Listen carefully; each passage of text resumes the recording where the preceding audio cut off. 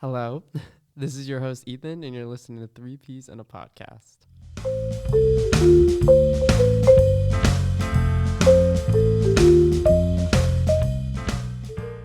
Please note that this episode was recorded during the spring 2026 semester.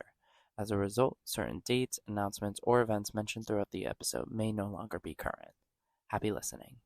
This is an interview conversation style show where every episode will consist of a guest. Each episode aims to uncover who they are, focusing on their ambitions, goals, and their future. I like to call it students versus the real world. So overall, take this as a convenient way to learn more about your fellow peers here at uni. Let's dive straight into our next guest. So without further ado, introducing Cami.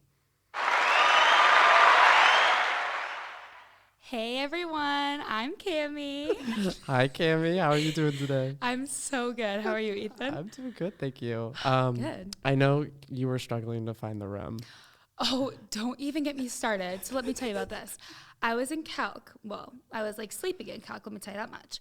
But I was in calculus, right? And I'm like, oh, awesome, I'm already into carry, right? I was like, basement, that has to be under the first floor, right? Context clues. Right. So I make my way down to the basement, and I am just smacked with a whole new world that I just have never seen. Who knew uni had such a fire basement? Like, I'm not even trying to be funny here. Like, genuinely, I was so confused. I felt like I was in, like, a new world. It's pretty cool, right? It's really nice. I really like the studio. Yeah, so if you catch me, like, if you're ever looking for Cami Rowe, be like, ooh, I wonder where Cami is. Honestly, probably to carry basement. Like, I might, like, just, like camp out down here. Yeah, I don't blame you. And that's how you say your last name? I never figured out how to say your last name. Yeah, it's actually French. I always thought it was Rialt. Oh. That sounds really bad. I'm so sorry. No, it's okay. I do forgive you. But for everyone who doesn't know how my name is spelled, it's Rheault. Rowe. Everything's silent. I like that. Thank you. All right. So we're going to get into a quick icebreaker already. I'm ready. So pretty much just describe yourself. Major and grade is usually what I'm looking for. However, you can include as much as you want or as little as you want. Okay. So take the floor, Cami. Okay. I'm a junior, and my major is medical biology, pre-dental. Before coming to college, I actually went to a vocational high school, so I'm a certified dental assistant already. And I came to uni as dental hygiene, but then it quickly came to realize that it's just really not what I wanted to do with my life. So I switched to med bio pre-dental because I want to be an oral surgeon. I grew up as a dancer. I've danced for almost 19 years now. Yikes. Wow. Yeah. I want to follow up with what you were just talking about, but yes. I really want to incorporate this quick segment that I always do. Mm-hmm. It's called Corsi Valves. You know about Corsi Valves, right? Yes. Okay. So for those who don't know what Corsi Valves are, it's just that quick survey that you get at the end of the year. Gives you an opportunity to rate the professor, the materials, and the class itself. Mm-hmm. Yeah. My twist on this is usually since I have guests on once the whole time, I like to give you guys an opportunity to talk about a class, whether it's a class you took freshman year, sophomore year, class you're taking now. Mm-hmm. And I want you to think of whatever comes to mind, and you can describe that class, whether or not if it was something that was a class that you really enjoyed, really didn't like, or like an event in a class that really like surprised you, shocked you, that was embarrassing, anything that like really pops up. Okay. And I just want you to just describe that. It's up you if you need some time to think about it, of course. Okay. I guess I can talk about this. Oh, she's got it. Okay, really, really, really, really, really hot topic here, but I like low-key love organic chemistry. One thing about me. And let me tell you why.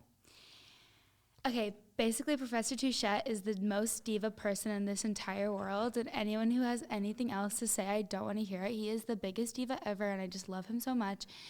And also, the way that UNE structures organic chemistry really makes it easy for students to actually, like, understand the concepts and not just, like, struggle, because, like, everyone knows Orgo is, like, the hardest class. But I forget what, like, they call it, but it's, like, instead of taking exams, you take, like, OCs and CCs, and it's, like, these individual problems where you have 10 minutes or 15 minutes to do them.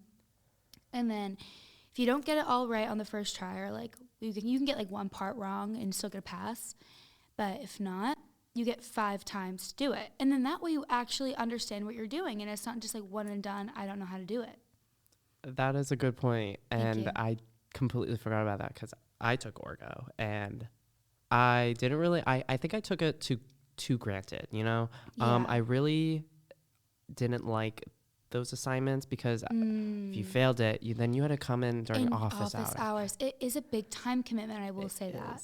But I agree on your point where I've realized that I really understood it because I kept failing them. Yeah, So repetition is key. I kept going into office hours and doing it over and over again. And you're right. Like, you do really understand it. If it's not something I really want to keep doing. Like, obviously, I don't want to keep coming into office hours and do it. But in the long run, you're understanding it. It honestly all works out for the best.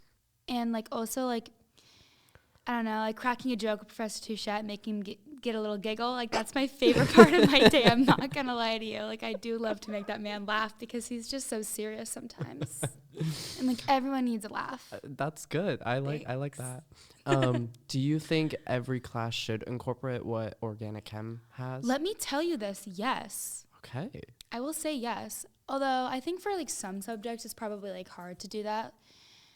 But, like, I feel like if it's like something that's like conceptual, like organic chemistry, you have to like figure out if this happens, then this happens, and that's your product. Like, I just feel like people giving exams and you getting it wrong the first time and not like proving yourself that you can do it. And like, that's like the biggest thing about learning is like, it sounds so corny, but like learning from your mistakes and like getting to the right answer is like the whole point of learning. Absolutely. Absolutely. Very intellectual over here. Thank you. And then just one more quick segment, really fun, just so we get to a better idea who you are. If we were to go looking for you, where would we find you the most and why?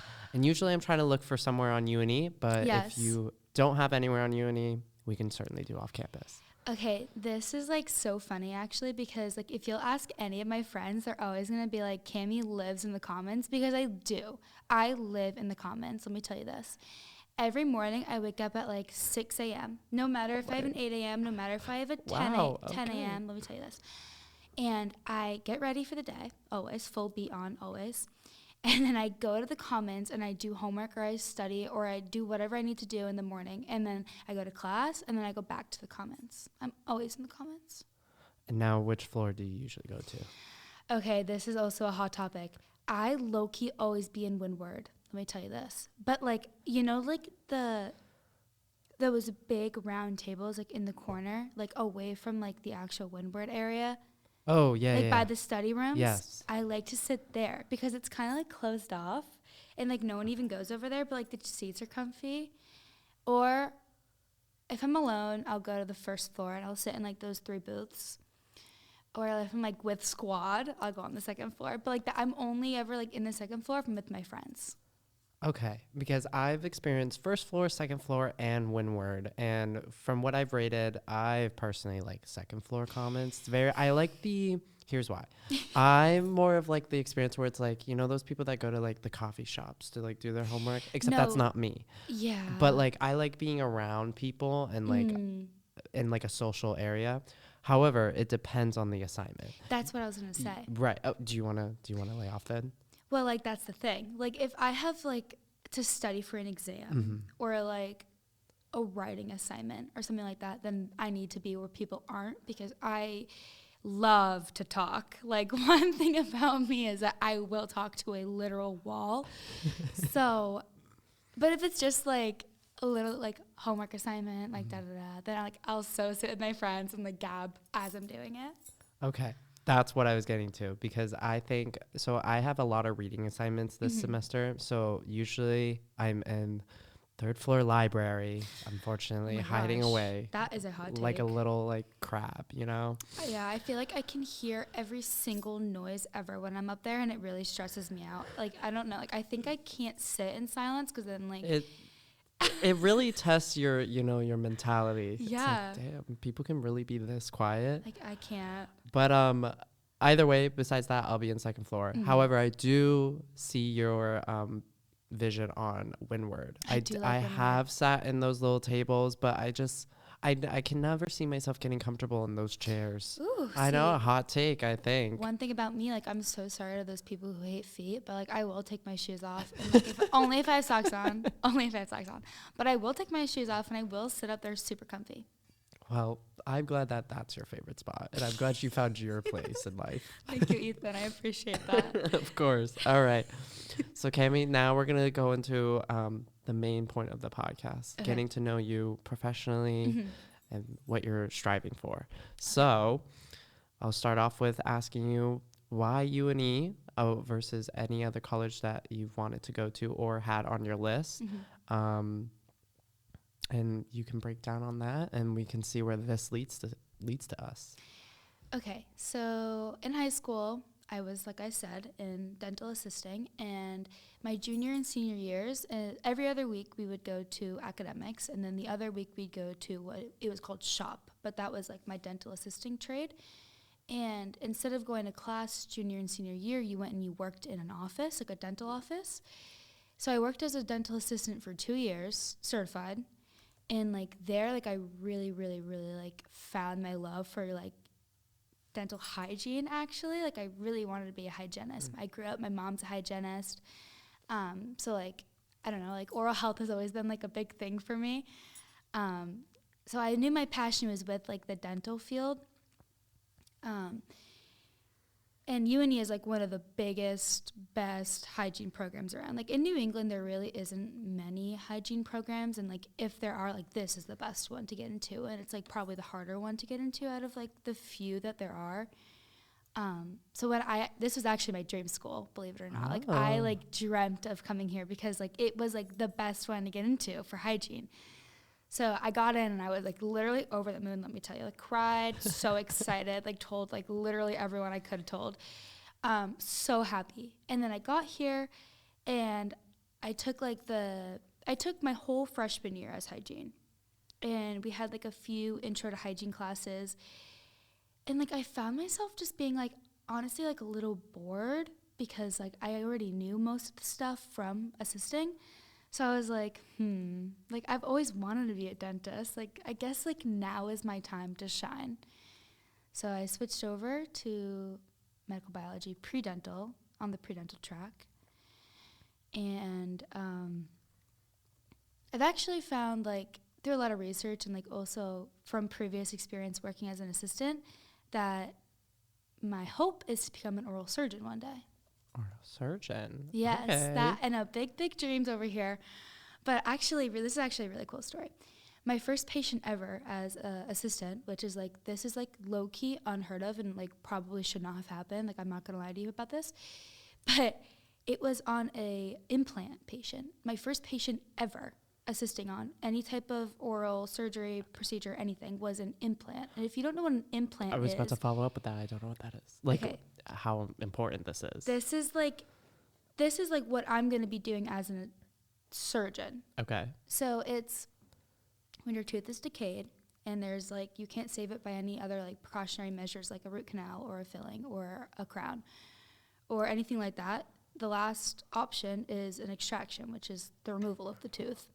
And a lot of people, if the tooth is like where you smile and you can see it, like facial structures, like your facial teeth, they'd want an implant, which is you take the tooth out, you drill a hole into your maxilla or mandible, and you like fill it with bone graft. You let that heal, and then you come back and you drill back into the hole, and you put this implant. And then like it's like multiple appointments, but at the end of it, you have a brand new tooth, but it's like drilled into your. Wow. Yeah. Okay. So like my first patient ever, I was like assisting on someone. This was your first patient. Cutting someone's jaw open. Yeah. And like drilling into their jaw and like putting fake bone in it. And I was like, this is so cool. Like that's what I want to do. That does sound incredible, but also very scary. It was a little scary, but like at the end of the day, like I honestly wasn't doing much. Like I was just suctioning. Right. So it was like I just got to watch this and I was like, dang, I want to do that. Well, fun fact, Cami, I have a crown and a root canal. You have both? I have one right in the, well, in anatomy terms, in my top left, like Mhm. mandible. Mhm. I don't know numbers on teeth because I'm not. Well, I can I'm tell not you part this. It goes from 1 to 32, starting on your right top, Oh, okay. all the way to your left top, Mm. down to your left bottom, all the way to your right bottom. Okay. So it All makes right. like a big like square. I also just lied because it's not my mandible, it's my maxilla. maxilla. I was gonna say, but I wasn't gonna correct you. Sorry, you should have because I know better than that. No. But yeah.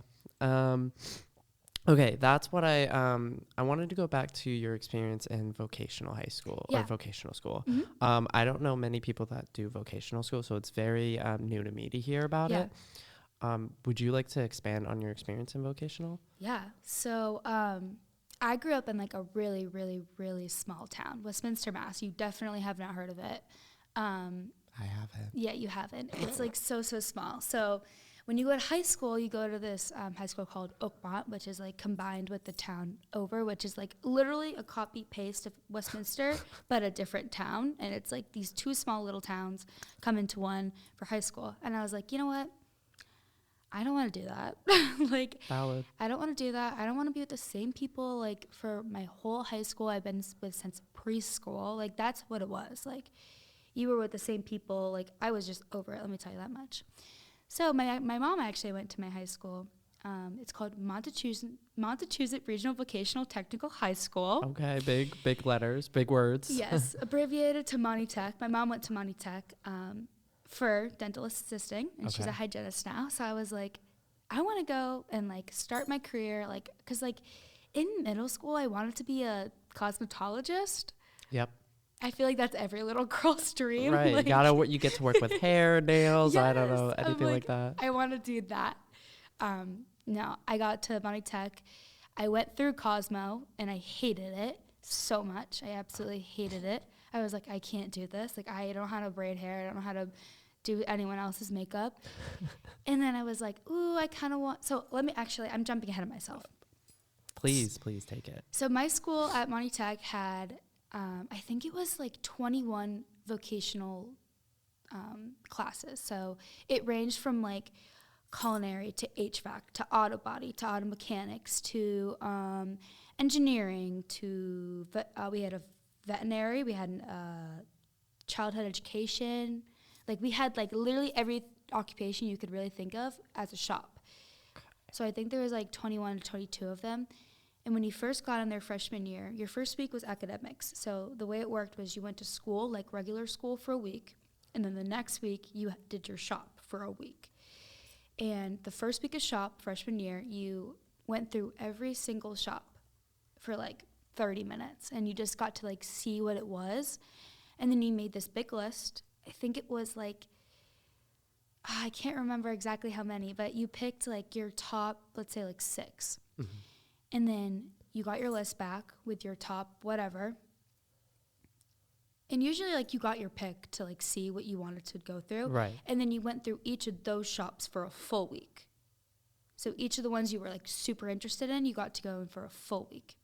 And then you did that and you got a grade in your shop. And then when it came time to pick which one you wanted, you did your top 3 and then it went off of your grade. So like say if I got like an 89 in dental assisting, like I was not getting in.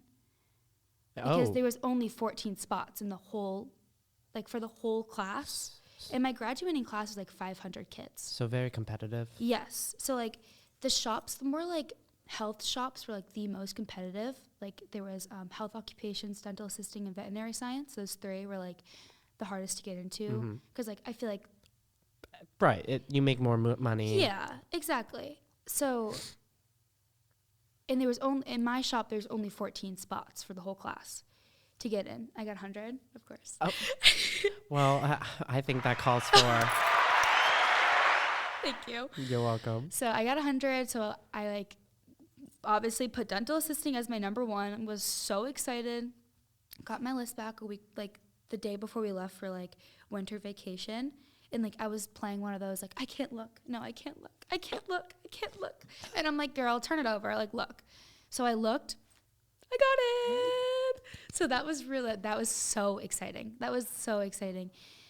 And it's actually really cool. Like you would think like there's a big misconception about vocational high school is that it's a lot easier for kids because it's like you're just learning a shop, like you're not doing high school. But like, let me tell you, you still have to meet the criteria that the state requires for high school as you're learning your shop. So like it was like a full year of like, let's say like whatever you're in, junior year, into half plus learning your shop.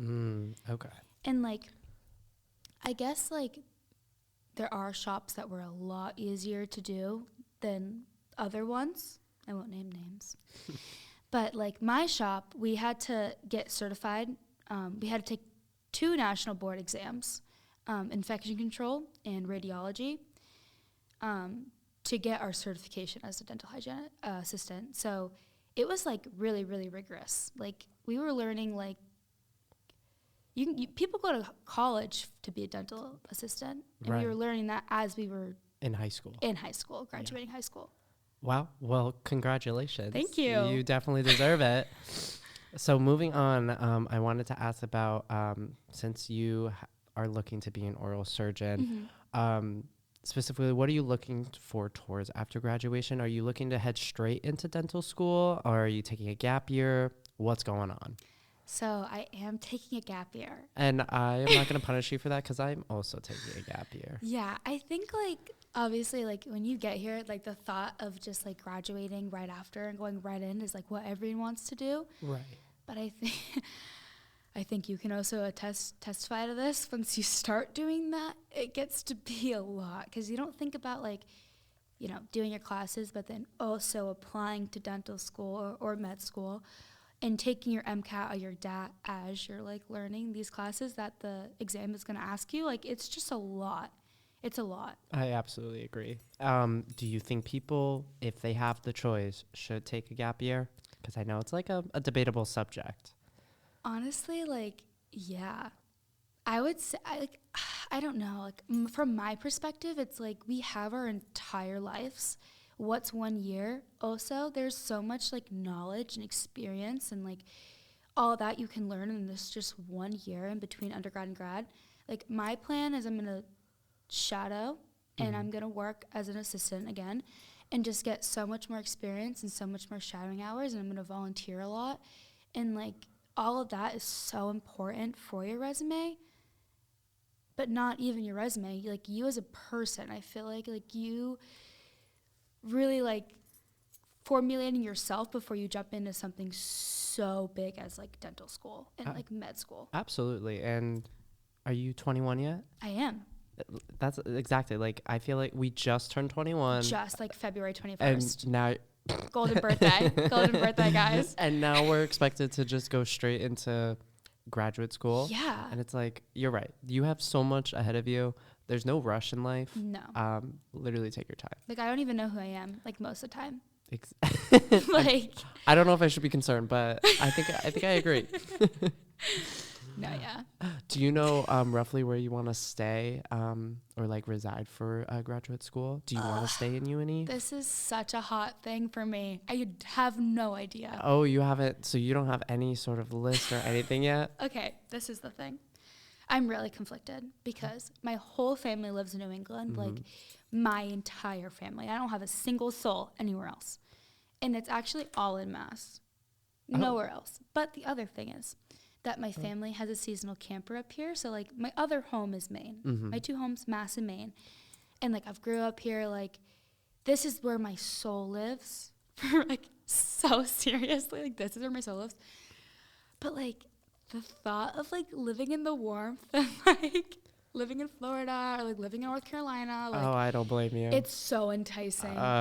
It is. Also like back to the point where like we are so young and like I haven't seen like virtually any of the world because I've lived in Mass and Maine my whole life. Like I kind of want to branch out and like see the world. I don't know like the world was in like Florida, but like that's still like a very different environment. No, absolutely. Yeah. I mean, I even think it's different for New Englanders to go to like Boston because from someone who doesn't live in like a big city, I'm even debating on whether or not I want to go to graduate school in Boston. But then I also have to think like money. That's what's really driving me is money, but also the experience. Like I know I would have such a fun time in Boston, especially since Yeah. my closest friend from home lives in Boston for college. And Mhm. like imagine me and her were rooming together, and it's like But that's like also like a kind of like a place of home. So like even like a exactly. home away from home type of situation. Exactly. And this is bringing back to what we talked about. We're young, and that's what my thought was is that if I do decide to stay in like a city, a big city like Boston, I would go there when I'm young, graduate school, Yeah. and then immediately move out Yeah. once I pass whatever I need to. I just think like looking like so far into the future that I want to live in New England. Like I love Maine. I love Maine so much. Like 2 hours away from my home, like it's really not that big of a deal. Like this is where I want to live. I just think like living somewhere else for like grad school is just like the perfect opportunity to like not live in Maine. You know what I mean? Like get a Absolutely, different yeah. experience and like I have no doubt in my mind that I won't end back up here, but yeah, I don't know. We'll see. I do love the warmth. I love to wear flip-flops. I love flip-flops. Well, I wish you luck on your endeavors, and I hope you get to where you want to be. Thank you. You mentioned before that your mom is dental hygienist, right? Yes. And obviously that was something that you wanted to previously go into, but now you've changed your track, but Yes. you're still on the same path, sort of. Yeah. Would you say your mom is your person that drives you or like it has influenced you, or do you have other people in mind that's been driving you to really stick with what you want to go for? My mom and my dad, like both so much. Number one supporters. You would have no idea. My parents are literally my best friends. Like they would do anything for me and my sister, but especially in this situation, my mom, of course. She actually told me not to do hygiene, which is Oh. really funny. Because she's been doing it for like I think 35 years or something like that now. I may be really exaggerating with that, but a really long time. And like hygiene is so repetitive. It is the same thing every day, all day, 8 patients a day, same thing. And like personally, I like to do what I do good, but I also like a challenge. So like I just think if I was a hygienist, I'd always be looking for more, like looking for something else that I can learn and do. And like even as a general dentist, like there's always something else you can learn and like do. And every patient is different. Every case is different. It's not just cleaning, probing, flossing, x-rays, done. Like that's what hygiene is. And like, I don't think I could do that. And that's weird because I've actually heard that before about dental hygiene being very repetitive. Yeah. And I'm sure you know Cass, right? Yes. Cass changed majors because she straightforward told us, she's like, I already know everything about dental hygiene and I don't Yes. want to do it anymore. So now she's nursing. Oh, So I I'm didn't like, know that. She's nursing now. Diva. So I'm like, right? I'm like, it's like, okay. So I thought that was just like her thing. Yeah. But I guess hearing it from someone else who Yeah. was also dental hygiene, Mm-hmm. it seems like it's a shared experience. And it is such a great job. Like it is such a great job. It pays good. And like in retrospect, like once you know what you're doing, you can do it great. And like no matter way you work around it, you're helping people. And I think that's a lot of people's motives when they do stuff like this. Anything in healthcare is to help people. And I think a lot of people don't think dentistry when they think like to help people, but like your mouth is connected to your whole body. And if you don't have good like oral care, it can lead to so many different like problems, like systemic problems throughout your body. So hygiene is such a good job. Just personally, not for me. Absolutely. But I can see how it can be for other people. No, yeah. I think it's definitely, I've had this conversation with one of my guests. It's a very hard, blurry line that people can't decide if you should go for a job because it's passion related. Like Yeah. you should go for something that you really love to do, but Of also, course. of course, it makes sense that money gets in the way and that Yeah. you really need to do something that is gonna like compete with today's world, right? Yeah, and So- sorry, go ahead. No. So I love to hear that, like, yeah, dental hygiene, I think, is a very important job. Anything, like you said, anything minor, like a phlebotomist, even. Yeah, Like, there's such the anything. repetitiveness, but it's a job that is always helping out someone. Mhm. And I think it's great if someone's very passionate about it. Mhm. And there's always going to be people that's going to go for those jobs, and it doesn't Yeah. have to be you. Yeah. I just think I got so lucky where like my passion lies in a field that will make me a lot of money. Right. Like that is like the end of the day, but I am so passionate about it. Like honestly, like I have said this numerous times over and over again. If being an oral surgeon made me no money, I honestly think I would still do it. And like I say that from the bottom of my heart. Like I am so excited to do it. Like I'm so excited to be a dentist and like help people in a way that a lot of people don't think is important. Like people do not prioritize their oral care as much as they should because they don't know the repercussions of it. And like I said, your mouth is connected to your entire body. So what goes on in there can spread, let me tell you. That it spreads like wildfire. Listen to Cammie. She knows what she's talking about. I know what I'm talking about, divas. So I guess we'll slowly wrap it up. But Mhm. before we end it, I wanted to ask, actually, I'm getting a little ahead of myself. There's two things I gosh. want to ask. Ooh. So, we've established that you're a junior, correct? Yes. What advice would you give your freshman year self? Is if you have anything. I feel like you should. I feel like everyone should have advice, even if it's Yeah. the smallest thing. Honestly, enjoy it, of course. Prioritize your studies, but also prioritize your friendships. I think that is a big one. I think everyone comes into college thinking they want to be like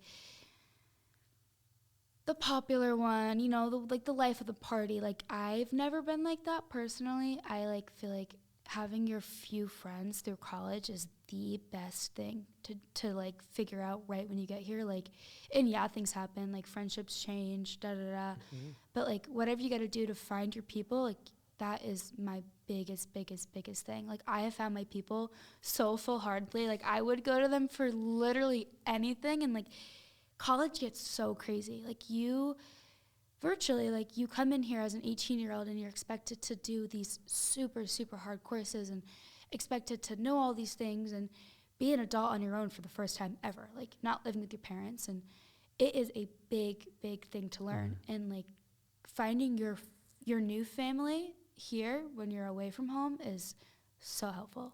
Absolutely. You definitely need the support system. Yes. And I don't think people realize that. Like, yeah, you have your people at home, you have your parents, but yeah, what are they going to do when you're in Maine and they're in, like, yeah, I don't know, New Hampshire or Yeah. like Arizona? what are you going to do when you get a 50 on your pre-calc exam and you're so sad about it? Like, you got to cry to your girls. Like, that's my big thing. I always be crying to my girls.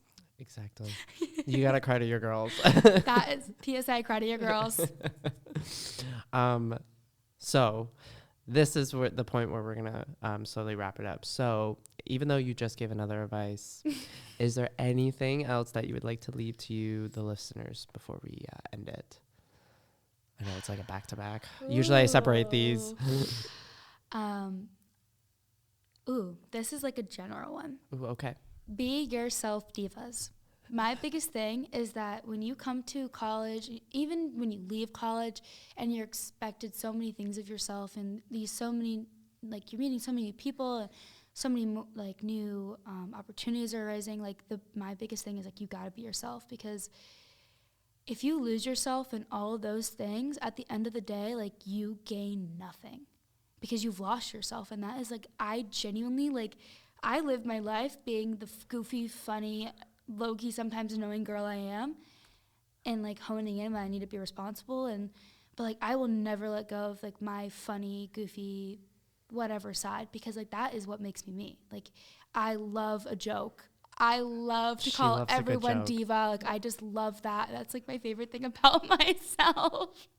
And like, yes, be responsible, be professional, but like you got to be you at some points and like make time for you to be yourself. Absolutely.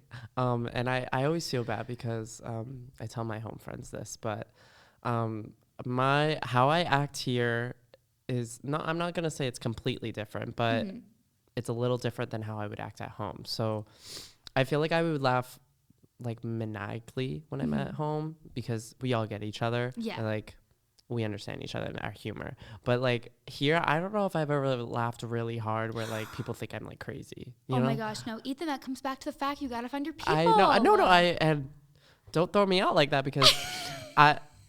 I can't have ops, okay? People, I have my people for sure. Yeah. I just feel like they're my different kind of people. Like there are Yes. people that I still look up to and that who I trust, but nobody will ever beat my home friends who I grew up Yes. with. And you Who have to keep those connections too. oh, I will absolutely. I literally saw them Yes. over spring break. Good. It was the best experience ever. Yeah. So definitely keep a close relationship with everyone. Keep You your can- divas close. But And your divas closer. Even the people that you don't really like, be cordial. You literally live together. Like, at the end of the day, anything beef going on doesn't really matter yeah, I agree. in the grand scheme. Absolutely. Keep your divas close and your divas closer. I like that. That's Thank so you. good. I just came up with that. Well, that was great. Thank you. Thank you for listening to Three Peas in a Podcast. And of course, thank you for listening to our wonderful guest, Cami. And thank you, Cami, for taking the time out of your day to chat with me. You're so welcome. This was so fun. Yeah, I really enjoyed it. I hope you learned a thing or two from them and hopefully found them as someone you can look up to or you can relate to. Big thank you to my good friend Avery for producing the intro and outro jingle, currently studying at Berklee College of Music of Arts. Another thank you to my good friend Miranda, graphic designer, for creating the amazing logo. If you want to check out more of her work, you can find her on Instagram at miranda.madeit. Have a spectacular day, afternoon, night, and next time we will be back with a whole new guest.